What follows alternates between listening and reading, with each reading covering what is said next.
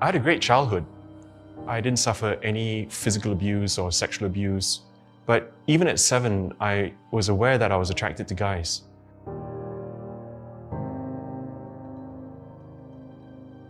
When I was 13, I was looking at this picture of a shirtless guy.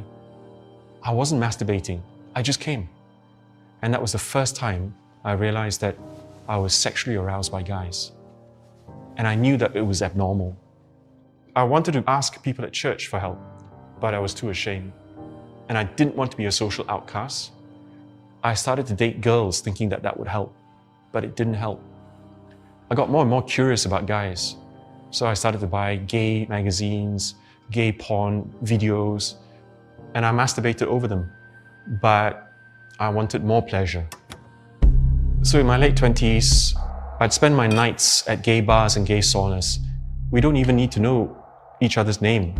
A single look, a sensual touch, short exchange, that's all it took to initiate sex. I was like a kid in a candy store. Sometimes one treat a day wasn't enough. I'd find myself indulging in sex with 3 or 4 men a day. There was no happiness in it. There was just the desire for sexual pleasure. As the years progressed, I grew more disgusted with myself because I knew that my appetite and indulgences were not healthy for any normal human being. There was this black hole of emptiness that the sex could not fulfill. The more sex I had, the bigger this void grew.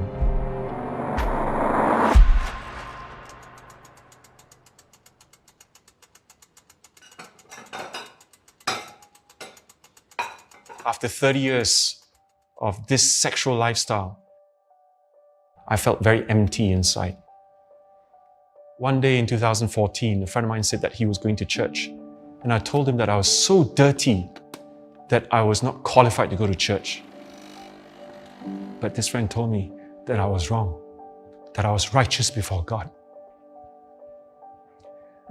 And I told him, that's nonsense. How could I be righteous before God? Look at all the things that I was doing. And he said, no, his pastor told him that we're righteous before God. So I thought, what a strange pastor that would tell you and me that we are righteous before God. So I followed him to church. And at church, this pastor was preaching on the parable of the prodigal son. The pastor said, the prodigal son, he was far away, and the father saw him from far away. So the father was looking out for the prodigal son. He ran to the prodigal son, not the son running to the father, but the father ran to the son. And the pastor said this, do you realize that the son was still dirty at this time? Just returned from feeding swine, and yet the father ran to him, yet the father kissed him, and yet the father put the best robe on him.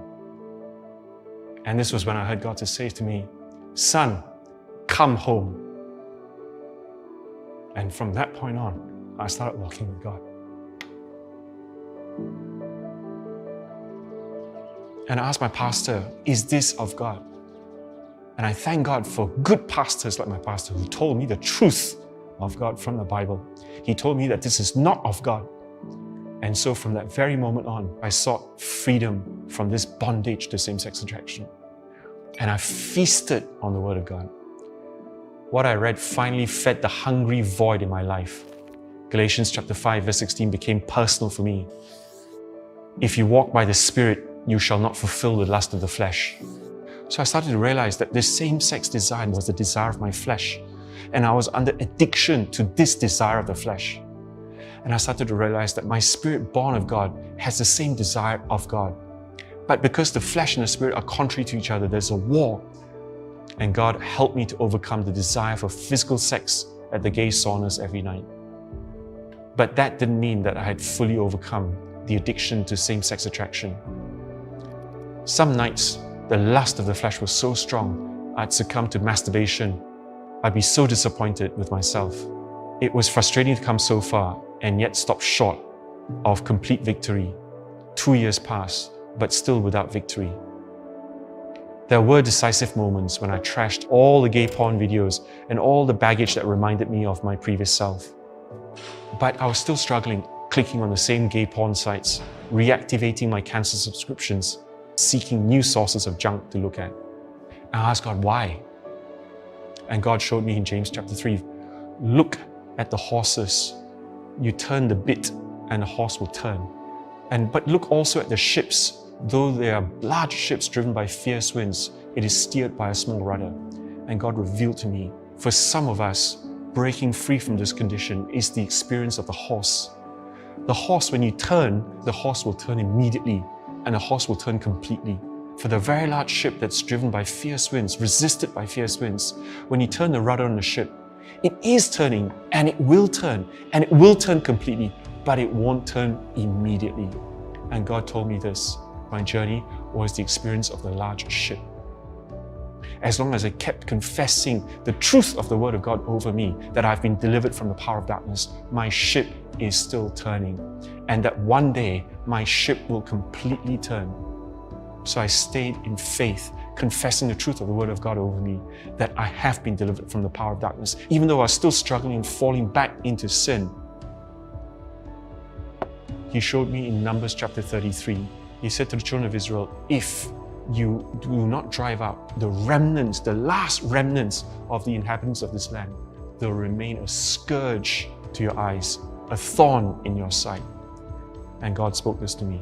If I'm not prepared to let go of the last remnant of this desire for same-sex attraction, then it will remain a scourge to my eyes, a thorn in my sight for the rest of my life. And when I realized this, that night, the 6th of June, 2018, I said to God, I don't want any of this anymore. I want it all out. And when I said that to God, the power of God rushed into me, the grace of God rushed into me. And from that moment on, I knew I have been completely, totally, and permanently set free from the bondage of same-sex attraction.